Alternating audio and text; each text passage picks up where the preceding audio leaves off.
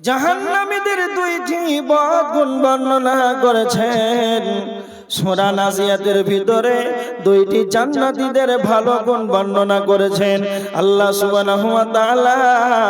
সূরা নাজিয়াতের ভিতরে আল্লাহ বলেছেন, ফাআম্মা মান তাগা ওয়া আসারাল হায়াতাদ দুনিয়া, এক নাম্বার ছাড়া আল্লাহ দরহি হবে, সীমা লঙ্ঘনকারী হবে, যারা সীমা রেখাকে অতিক্রম করে চলবে, যারা আল্লাহর বর্ডার ক্রস করে যারা চলবে, যারা আল্লাহ দরহি হবে।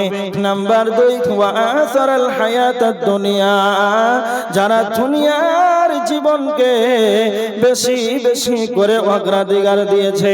এই যারা দুনিয়াকে নিয়ে প্রাধান্য দেবে, সকাল থেকে সন্ধ্যা, সন্ধ্যা থেকে সকাল, তার বিবেক হওয়া থেকে নিয়ে, জ্ঞান হওয়া থেকে নিয়ে, তার সারাটা জীবন যেন দুনিয়া দুনিয়া দুনিয়া নিয়ে পড়ে আছে, তাদের অবস্থা কি হবে? না তো জাহান্নামী হয়ে যাবে তারা। বিশ্ব নবীর কাছে আনসারীদের এক ব্যক্তি আল্লাহর নবীর কাছে আসলো। হাদিসটি রয়েছে ইবনে মাজাহ শরীফের হাদিস 4259 নাম্বার হাদিস। আল্লাহর নবী গেছে বলছেন, আল্লাহর নবী আপনি বলেন সব চাইতে বুদ্ধিমান ব্যক্তিকে? আল্লাহর নবী তখন বললেন, আকসারুহুম লিল মাউতি যিকরা, যেই ব্যক্তি মরণকে বেশি বেশি বেশি করে স্মরণ করবে, সেই ব্যক্তি হলো সব চাইতে বুদ্ধিমান মুমিন। 2 নাম্বার বিশ্ব নবী বললেন, যারা মরণের পর দুনিয়ার বুকে বেঁচে থাকাকালে, মরার পর মৃত্যুর পরবর্তী জীবনের জন্য, আখিরাতের জন্য সে পরিস্থিতি গ্রহণ করবে, ইবাদতের মাধ্যমে, দান খয়রাতের মাধ্যমে, তাসবিহ তাহলিল জিকির আজকারের মাধ্যমে। এক কথায় যারা মরণের পর পরবর্তী জীবনের জন্য যারা প্রস্তুতি গ্রহণ করে, এরা হলো সব চাইতে বুদ্ধিমান মুমিন। এই জন্য আমি আপনাদেরকে হাদিস না বললাম, সারা পৃথিবীর বুকে বুদ্ধিমান কারা? না তো যারা মরণকে বেশি স্মরণ করবে আর আখিরাতের জন্য অগ্রিম আমলগুলোকে রেডি করে নেবে, এই ব্যক্তি হলো দুনিয়ার বুকে সব চাইতে চালাক। আর দুর্ভাগ্যবান ব্যক্তিকে, দুর্ভাগ্যবান ব্যক্তি সেই যারা দুনিয়াকে নিয়ে বেশি বেশি বেশি অগ্রাধিকার দেবে। তো আল্লাহ সুবহানাহু ওয়া তাআলা বলেছেন, ফামান ইউরিদ সাওয়াবাদ দুনিয়া নুতিহি মিনহা ওয়া মান ইউরিদ সাওয়াবাল আখিরাতি নুতিহি মিনহা। সূরা আল ইমরানের 145 নম্বর আয়াত। আল্লাহ বলেছেন, যারা দুনিয়ার বিনিময় কামনা করবে রে, আমি রব তাদেরকে দুনিয়া দান করব। যারা আখিরাতের বিনিময় কামনা করবে রে, যারা আখিরাত চাইবে, আমি আল্লাহ তাদেরকে যেন আখিরাত দিয়ে দেব। তার মানে যারা চালাক হবে, যারা বুদ্ধিমান হবে, যারা মুমিন হবে, তারা আমার রবের কাছে, মাবুদের নিকটে 3 খানা দোয়া করবে। আল্লাহ সুবহানাহু ওয়া তাআলা বলেছে, যারা চালাক হবে তারা 3 খানা রবের কাছে দোয়া করবে। 1 নাম্বার হবে, রব্বানা আতিনা ফিদ দুনিয়া হাসানা ওয়া ফিল আখিরাতি হাসানা ওয়া কিনা আযাবান নার। যারা চালাক হবে, যারা ঈমানদার হবে, তারা 1 নাম্বার আল্লাহকে বলবে, রব্বানা আতিনা ফিদ দুনিয়া হাসানা, হে আমাদের রব, আল্লাহ আপনি আমাকে দুনিয়ার বুকে কল্যাণ দান করেন, ওয়া ফিল আখিরাতি হাসানা, আপনি আমাকে আখিরাতে পরলোকী জীবনে আপনি আমাকে কল্যাণ দান করেন, হাসানা দেন। 3 নাম্বার হলো ওয়া কিনা আযাবান নার, আল্লাহ আপনি আমাকে জাহান্নামের আগুন থেকে নিষ্কৃতি দান করেন, আল্লাহ আপনি আমাকে জাহান্নামের আগুন থেকে বাঁচিয়ে নেন।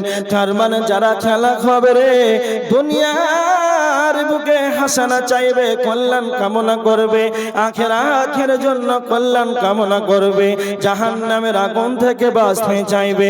তো আমার আল্লাহ বলছেন, যারা এই 3 খানা দোয়া করবে, তাদের আখিরাতে যেন তাদের হিস্সা রয়েছে, তাদের আখিরাতে তাদের কল্যাণ রয়েছে। আর নজর যারা দুনিয়া চাইবে, যারা বলবে রব্বানা আতিনা ফিদ দুনিয়া, আল্লাহ আপনি আমাদেরকে দুনিয়া দেন, বাড়ি দেন, গাড়ি দেন, টাকা পয়সা সম্পদশালী দান দান করেন। এইভাবে যারা শুধুমাত্র এই দুনিয়া দুনিয়া দুনিয়া চাইবে, তা আমার রব বলেছেন ওয়ামা লাহু ফিল আখিরাতি মিন খালাক, তাদের আখিরাতে কোনো রকম অংশ মিলবে না। তবে তাদের আখিরাতে কোনো অংশ মিলবে না, তবে তাদের কি মিলবে? তো আমার আল্লাহ বলেছেন ওয়া আসারাল হায়াতাদ দুনিয়া, যারা দুনিয়া দুনিয়া দুনিয়া নিয়ে ব্যতিব্যস্ত থাকবে, যারা দুনিয়াকে বেশি অগ্রাধিকার দেবে রে, তাদের ঠিকানা হবে ফাইনাল জাহিম হিয়াল মাওয়া, তাদের ঠিকানা হবে জাহান্নাম। আল্লাহ সুবহানাহু ওয়া তাআলা এই আয়াতে দুইটা বদগুণ বলেছেন। যারা দুনিয়াকে বেশি আঁকড়ে ধরে থাকবে, সীমালঙ্ঘনকারী হবে, আল্লাহ দর্গী হবে, তাদের ঠিকানা জাহান্নাম হবে। মানুষই তো জাহান্নামে যাবে, কিন্তু এই স্বভাব দুনিয়ার আঁকড়ে ধরা, এই রকম যদি বদগুণ থাকে তাহলে জাহান্নামে যাবে। তারপরে আল্লাহ বলেছেন জান্নাতীদের দুইটি ভালো গুণ বর্ণনা করেছেন। ওয়া আম্মা মান খাফা মাকামা রাব্বিহি, আল্লাহ বলেছেন ওয়া আম্মা মান খাফা মাকামা রাব্বিহি, যেন নয়মান হাওয়াকে উপস্থিত হওয়াকে এক আল্লাহকেই যেন ভয় করবে। হাটে ঘাটে মাঠে ময়দানে এয়ারপোর্ট স্টেশনে জলহীন প্রান্তে জল সমুদ্রে একাকী নিরিবিলি জায়গাতে থাকবে। পৃথিবীর কেউ নাই, একাকী আছে রে, সেই জায়গাতে আল্লাহকে ভয় করবে। আল্লাহ বলেছেন দুই নাম্বার ওয়ানহান নাফসা আনিল হাওয়া, নিজের নফসকে কন্ট্রোলে রাখতে হবে। শয়তান আপনাকে সর্বদা যেন কুমন্ত্রণা দেবে, খারাপ ওয়াসওয়াসা দেবে। যেখানে গান চলবে, বাজনা চলবে, ক্যারাম বোর্ড চলবে, ফ্রি ফায়ার চলবে, যেখানে পাপ যেখানে চলবে, যেখানে ফাহিশা যেখানে চলবে, শয়তান যেন আপনাকে কুমন্ত্রণা দেবে। এই জন্য বলা হয়েছে নিজের মন মতন চলা যাবে না, নিজের নফস সেটা চাইবে, নিজের মন যেটা চাইবে সেটাই করা যাবে না। আমার আল্লাহর কোরআনের আয়াত ওয়ানহান নাফসা আনিল হাওয়া, যারা নফসকে কন্ট্রোলে রাখবে, যারা নফসকে বেকন্ট্রোল করবে না, তার মানে এক নাম্বার আল্লাহর ভয় তাদের ভিতরে থাকবে, দুই নাম্বার তার জীবনের নফসকে কন্ট্রোলে রাখবে, নিজের মন যেটা চাইবে সেটা করবে না, শরীয়তে যেটা অনুমতি রয়েছে সেটাই করবে। তো আমার আল্লাহ বলছেন এই দুইটি ভালো গুণ থাকার কারণে তার ঠিকানা হবে ফাইনাল জান্নাত হিয়াল মাওয়া, তাদের ঠিকানা হবে জান্নাত। দুইটি বদগুণ আর দুইটি ভালো গুণ, দুইটি বদগুণ থাকার কারণে জান্নাত, আর দুইটি খারাপ গুণ থাকার কারণে জাহান্নাম। এই জন্য বলা হয়েছে দুনিয়ার জীবনে বেঁচে থাকাকালীন আমাদেরকে মওতকে বেশি বেশি স্মরণ করতে হবে। এবার দেখেন একটা হাদিস শুনেন। আল্লাহ রাসূল সাল্লাল্লাহু আলাইহি ওয়াসাল্লাম সামুরা ইবনে জুনদুব রাদিয়াল্লাহু তাআলা আনহু তিনি বর্ণনা করেছেন, বুখারী শরীফের 1386 নম্বর হাদিস। এইখানে জাহান্নাম যাওয়ার কারণ বর্ণনা করা আছে। সামুরা ইবনে জুনদুব রাদিয়াল্লাহু তাআলা আনহু তিনি বর্ণনা করছেন আল্লাহ রাসূল সাল্লাল্লাহু আলাইহি ওয়াসাল্লাম ফজর সালাতের পর মুসাল্লির দিকে মুখ ফিরিয়ে বসলেন। তো নবীজি জিজ্ঞাসা করলেন সাহাবীদেরকে, সাহাবীরা তোমরা কি কোনো স্বপ্ন দেখেছো? তখন সাহাবীরা বলছেন না, আল্লাহ রাসূল স্বপ্ন দেখি। তো আল্লাহ রাসূলকে সাহাবীরা বললেন আপনি কি স্বপ্ন দেখেছেন? হ্যাঁ স্বপ্ন দেখেছি। তো আল্লাহ রাসূলকে সাহাবীরা বলেন কি বলেন, স্বপ্নটা কি ছিল? আল্লাহর নবী বলতে আরম্ভ করলেন, সাহাবীরা দুইজন ব্যক্তি আমার কাছে আসলো, আসার পর যেন আমাকে অপর দিকে নিয়ে গেল, যেতে যেতে যেতে অনেকটা দূর যেন অগ্রসর হয়ে গেলাম। দেখতে পেলাম এক ব্যক্তি চিত হয়ে শুয়ে আছে, আর অপরজন যেন তার মাথায় পাথর মেরে মেরে মেরে যেন তাকে আঘাত করে। এত জোরে তার মাথায় পাথর মারে রে, তার মাথাটা যেন চৌচির হয়ে যায়। আর যখনই মাথাটা চৌচির হয়ে যায়, আবার যখন পাথরটা আনতে যায়, তখন তার মাথাটা পূর্বের ন্যায় হয়ে যায়। এইভাবে তাকে আঘাত হতে রয়েছে। বিশ্বনবী মুহাম্মদুর রাসূলুল্লাহ সাল্লাল্লাহু আলাইহি ওয়াসাল্লাম জিবরাইলকে বললেন, জিবরাইল তুমি বলো এদেরকে কেন এই ধরনের শাস্তি দেওয়া হচ্ছে? বিশ্বনবী তখন বললেন, আল্লাহর নবীকে জিবরাইল বললেন, ইয়া রাসূলুল্লাহ আপনি সামনে বাড়ুন, আপনাকে যেন পরে বলা হবে। এইভাবে বিশ্বনবী আরো সামনে এগাতে লাগলেন। যেতে যেতে যেতে অনেকটা দূর যখন অগ্রসর হয়ে গেলেন তো দেখতে পেলেন একটা তন্দুর চুলার মতো, তন্দুর আখার মতো সেই জায়গাতে নারী পুরুষ নারী যেন উভয় যেখানে উলঙ্গ হয়ে যেন চিৎকার করেছে। আল্লাহর নবী বললেন, জিবরাইল তুমি বলো এদেরকে কেন এই ধরনের কঠিন শাস্তি দেওয়া হচ্ছে? আল্লাহর নবীকে জিবরাইল বলেন, ইয়া রাসূলুল্লাহ ইয়া হাবিবাল্লাহ আপনি আরো সামনে বাড়ুন, আপনাকে পরে বলা হবে। এইভাবে বিশ্ব নবী বলছেন, সাহাবীরা রে আমি যেন আরো উপরে এগাতে লাগলাম। যেতে যেতে যেতে অনেকটা দূর চলে গেলাম, সেখানে দেখতে পেলাম একটা রক্তের নদী, পচা দুর্গন্ধময় যুক্ত রক্তের নদী, এতটা পচা দুর্গন্ধময় সেখানে যেন ঠিকা যাচ্ছে না। এমন ভাবে তাদেরকে যেন সেখানে এই পচা দুর্গন্ধময় যুক্ত রক্তের নদীতে তারা যখন কিছু মানুষ যেন সাঁতার কাটছে, তারা যখন সাঁতার কাটতে কাটতে কিনারায় কিছু যখন ফিরে চলে আসে তখন তাদেরকে পাথর মেরে মেরে মেরে যেন তাদেরকে আঘাত করা হয়। আল্লাহর নবী বলেন, জিবরাইল তুমি বলো এদেরকে কেন এই ধরনের শাস্তি দেওয়া হচ্ছে? আল্লাহর নবীকে জিবরাইল বলতে লাগলেন, আল্লাহর নবী আপনি যেটা প্রথমে দেখতে পেলেন এক ব্যক্তি চিত হয়ে শুয়ে আছে আর অপরজন যেন তার পাথর মাথায় জেনে পাথর মেরে মেরে যেন আঘাত করেছে। এই ব্যক্তিটি এই কারণে এদের শাস্তি দেওয়া হয়, এর কারণ হলো দুনিয়ার বুকে এরা কোরআন শিক্ষা গ্রহণ করেছে, আর কোরআন গ্রহণ করার পর কোরআন শিক্ষা গ্রহণ করার পর এরা কোরআন তেলাওয়াত করে নাই, কোরআন দিয়ে জীবনটাকে অতিবাহিত করে নাই, কোরআন দিয়ে মূল জীবন যাপন করেছে। এক কথায় কোরআনের বিধানকে মানেনি, এদেরকে এই জন্য এদেরকে এই ধরনের শাস্তি দেওয়া হয়। আল্লাহর নবী তখন দ্বিতীয় নাম্বার জিবরাইল বলতে আরম্ভ করলেন, আপনি যেটা তন্দুর চুলার মতো দেখলেন আর সেখানে যেন অগ্নি জ্বলছে, আগুন জ্বলছে, উপরটা যেন সংকীর্ণতা হয়ে আছে, ভেতরটা যেন প্রশস্ত রয়েছে, তার ভিতরে আগুন আর পুরুষ আর মহিলা উলঙ্গ ভাবে যেন চিৎকার করছে। আল্লাহর নবীকে বলেন, জিবরাইল বলেন, ইয়া রাসূলুল্লাহ এদের শাস্তির কারণ এটাই যারা দুনিয়ার বুকে ব্যভিচার করনেওয়ালা, দুনিয়ার বুকে যারা ব্যভিচার করেছে, জিনার মতন জঘন্য পাপী যারা লিপ্ত ছিল রে, তাদেরকে এই ধরনের শাস্তি দেওয়া হয়েছে। নাম্বার 3 বিশ্ব নবীকে বললেন, জিবরাইল আপনি যেটা রক্তের নদী দেখতে পেলেন, তন্দুর ছোড়ার পরে যেটা রক্তের নদী সেখানে যেন টিকা যাচ্ছে না, এতটা দুর্গন্ধময় সেই রক্তের নদীতে যারা সাঁতার কাটছে তারা কারা? না তো যারা পৃথিবীর বুকে সুদ খেয়েছে, যারা সুদ খাবে যারা সুদ দেবে, যারা সুদ খাবে যারা সুদ দেবে, দুইজন সম পরিমাণ একই রকমই গুনাহগার। যারা সুদ খাবে যারা সুদ দেবে একই সম পরিমাণ তারা হবে গুনাহগার। যারা সুদের মতন টাকা লেনদেন করবে তাদেরকে পচা দুর্গন্ধময় যুক্ত রক্তের নদীতে ফেলা হবে। বর্তমান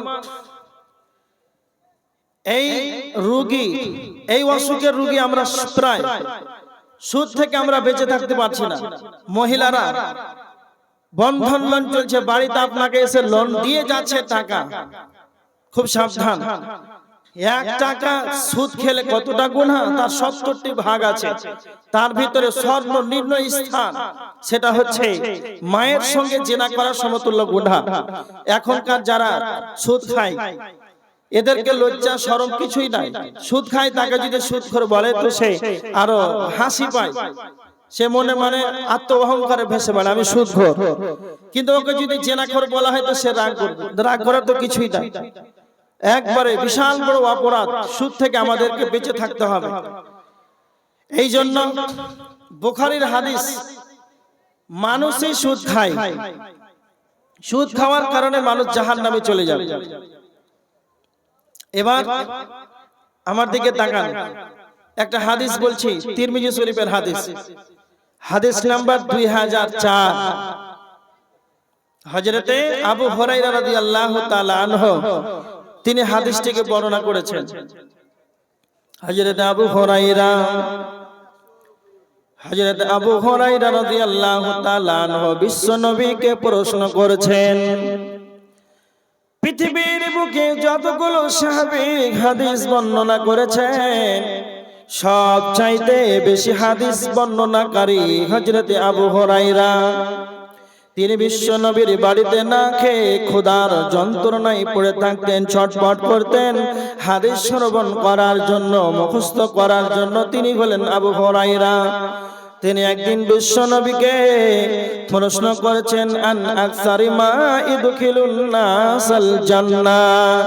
আল্লাহর নবী আপনি বলেন কি এমন বস্তু রয়েছে সেই বস্তুটা মানুষকে বেশি বেশি বেশি করে জান্নাতে নিয়ে যাবে?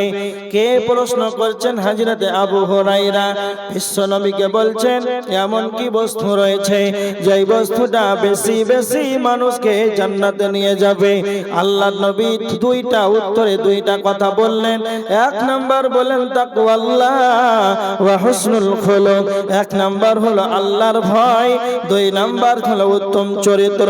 যখন হযরতে আবু হুরায়রা বিশ্ব নবীকে প্রশ্ন করেন কোন বস্তুটা বেশি মানুষকে জান্নাতে নিয়ে যাবে, আল্লাহর নবী সাল্লাল্লাহু আলাইহি ওয়াসাল্লাম সালাতের কথা বলে নাই, যাকাতের কথা বলে নাই, হজের কথা বলে নাই।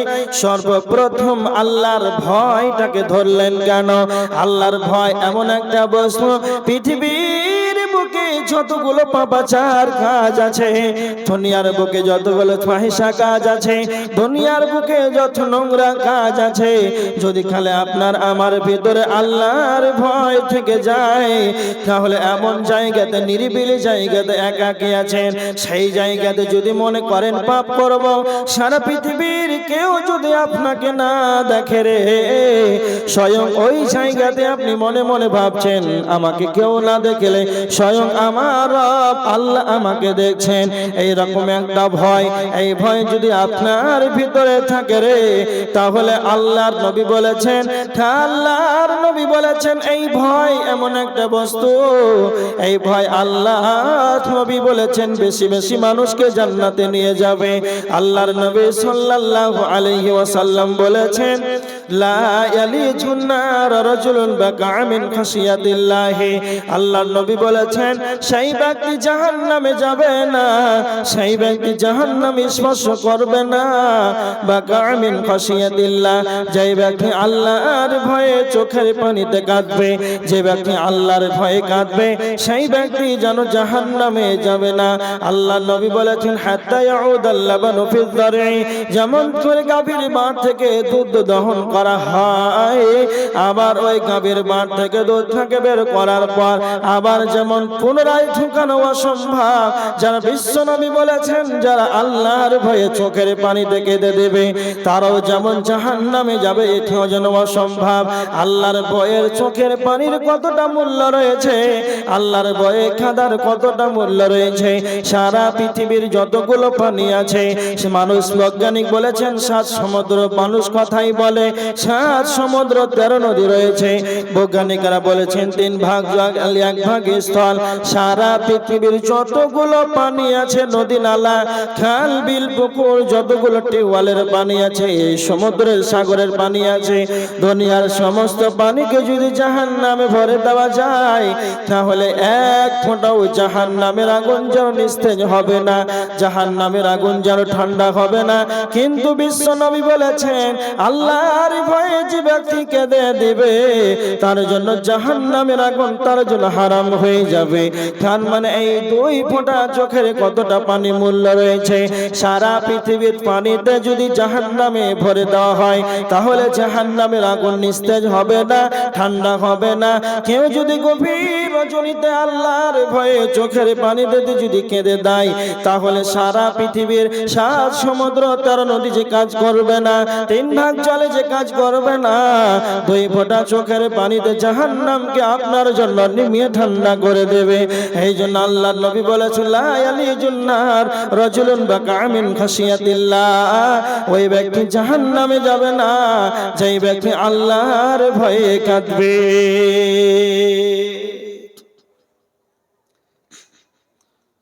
তার মানে আল্লাহর ভয় এমন একটা বস্তু, এই বস্তুটা বেশি মানুষকে জান্নাতের দিকে নিয়ে যাবে। এটা আমাদের ভিতরে থাকতেই হবে, কম্পালসারি। দুই, আল্লাহ রাসূল বললেন উত্তম চরিত্র। সালাতের কথা বললেন না, এখনো যাকাতের কথা বললেন না, উত্তম চরিত্রটাকে আগে ধরলেন। কেন? অনেক গ্রামের মানুষ আছে দেখবেন 5 ওয়াক্তের মুসাল্লি সালাতে যায়, মসজিদে যায়, সালাতের জন্য ওর চরিত্রের কারণে মসজিদে ইমাম টিকতে পারছে না, চরিত্রের কারণে মসজিদে মুসাল্লি টিকতে পারে না। তার মানে চরিত্র বড় খাতারনাক। এই চরিত্রকে আগে বানাতে হবে। যার চরিত্র নাই তার কিছুই নাই। বিশ্বনবী বলেছেন চরিত্র এমন একটা বস্তু, আল্লাহর নবী বলেছেন কাল কিয়ামতের ময়দানে মিজানের পাল্লাতে যেই দিন নেকি বদি ওজন করা হবে, সেই দিন সবচাইতে বেশি ভারী হবে, সেটাই হলো উত্তম চরিত্র। সবচাইতে কাল কিয়ামতের ময়দানে বেশি ভারী হবে মিজানের পাল্লাতে, সেটাই হচ্ছে উত্তম চরিত্র। এই জন্য আল্লাহ রাসূল বলেছেন এই দুইটা এমন বস্তু মানুষকে বেশি বেশি করে জান্নাতের দিকে নিয়ে যাবে। এবার দেখেন হযরত আবু হুরায়রা রাদিয়াল্লাহু তাআলা আনহু আল্লাহ রাসূলকে দ্বিতীয়বার প্রশ্ন করছেন, আবার প্রশ্ন করছেন, আল্লাহর নবী আন আকসারি মা ইদখিলুন নাসান নার, আল্লাহর নবী আপনি বলেন কি এমন বস্তু রয়েছে যেই বস্তুটা বেশি বেশি বেশি মানুষকে জাহান্নামের দিকে নিয়ে যাবে। আল্লাহ নবী আবার দুইটা কথা বললেন, আল ফাহমু ওয়াল ফারজ। 1 নাম্বার হলো মুখমণ্ডল, 2 নাম্বার হলো লজ্জাস্থান। 1 নাম্বার হলো মুখমণ্ডল, 2 নাম্বার হলো লজ্জাস্থান। মুখমণ্ডল লজ্জাস্থানের কারণে বেশি মানুষ জাহান্নামে চলে যাবে। তার মানে এই মুখমণ্ডলকে আপনাদের আমাদের সবাইকেই যেন হেফাজত করতে হবে। আল্লাহ সুবহানাহু ওয়া তাআলা আমাদেরকে জবান দিয়েছেন, কথা বলার ক্ষমতা দিয়েছেন। আল্লাহ আমাদেরকে কথা বলার ক্ষমতা দিয়েছেন, আল্লাহ আমাদেরকে জবান দিয়েছেন। আল্লামাহুল বায়ান। পৃথিবীর বুকে যতগুলো প্রাণী আছে রে, তাদের মুখমণ্ডল আছে কিন্তু কথা বলার ক্ষমতা নাই, তাদের মুখে তালা মারা আছে। কিন্তু আমার রব আমাদেরকে কথা বলার ক্ষমতা দিয়েছেন। আল্লাহ আমাদেরকে কথা বলার ক্ষমতা দিয়েছেন। এটা আমাদেরকে সবাইকে মনে রাখতে হবে। আল্লাহ যেমন আমাদেরকে কথা বলার যেমন ক্ষমতা দিয়েছেন, আল্লাহ আমাদেরকে আবার টাইট করে দিয়েছেন।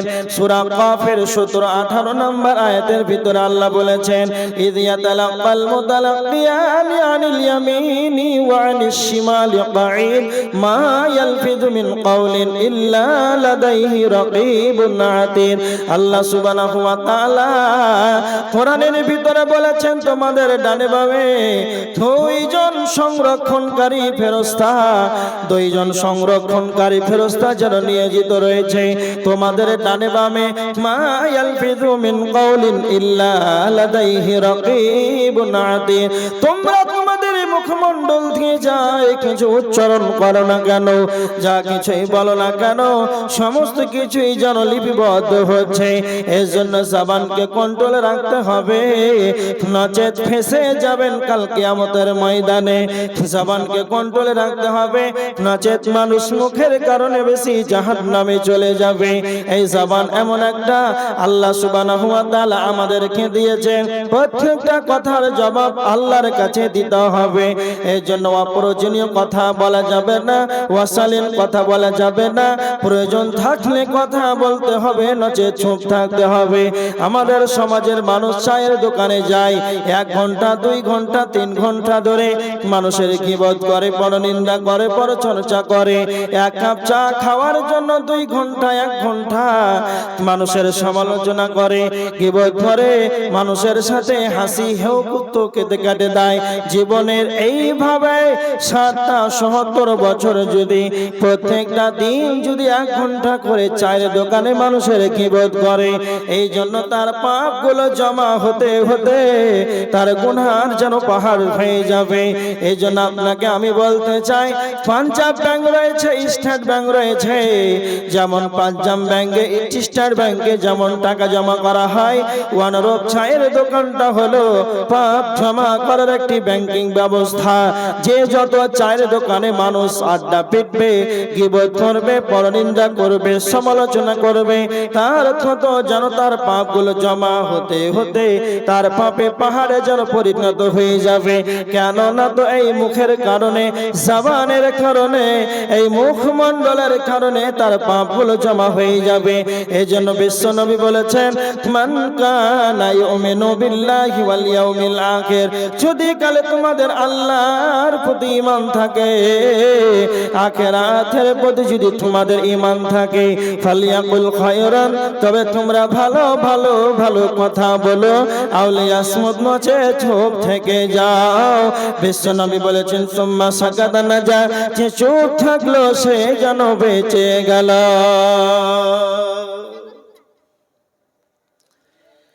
তার মানে মানুষ জাহান্নামে যাবে, তবে কেন যাবে? এই জীবন মুখ একে যদি হেফাজত না করেন, জবানকে যদি কন্ট্রোল না করে, তাহলে তার ঠিকানা জাহান্নাম হয়ে যাবে। লজ্জা স্থান আল্লাহ সুবহানাহু ওয়া তাআলা কোরআনের ভিতরে অনেক জায়গাতেই লজ্জা স্থানের হেফাজতের কথা বলেছেন। তোমরা তোমাদের লজ্জা স্থানের হেফাজত করো। এই জন্য লজ্জা স্থানের হেফাজত করতে হবে। আল্লাহ রাসূল বলছেন, কেউ যদি তার লজ্জা স্থানের মুখমণ্ডলে যদি কেউ জিম্মেদারি নাই, আল্লাহ রাসূল বলেছেন, আমি তার জান্নাতের গ্যারান্টি নিলাম। তার জান্নাতের গ্যারান্টি নিলাম। এবার দেখেন,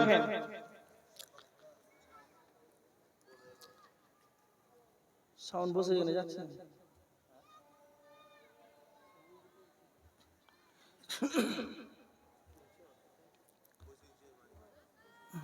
এমনি তো সাউন্ড আমাকে আস্তে আস্তে কমিয়ে দিয়েছে। সাউন্ডটা দাও, সাউন্ডটা এইখানে মাইকে এইখানে আওয়াজ করতে পারবে না। এবার দেখেন, মানুষ জাহান্নামে যাবে কেন? জিহ্বা, এই মুখ যদি আপনি আমি হেফাজত না করতে পারি, তাহলে কি অবস্থা হবে? পাপ জমা হয়ে যাবে। মানুষের নিন্দা, পরনিন্দা, সমালোচনা এগুলো হয়। 2টা কারণে মানুষ জাহান্নামে চলে যাবে, সূরা হুমাযাতে আছে।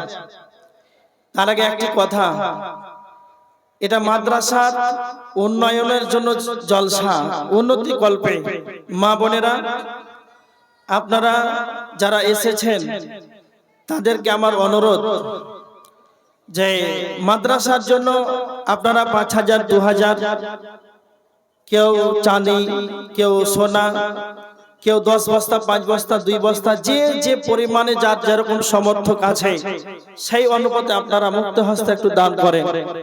আপনারা বসে থাকেন না, দানের পর্বটা একটু সেরে নেন। আলোচনা করবো আবার, শুধু তাড়াতাড়ি একটু দিয়ে দেন আল্লাহর রাস্তায়।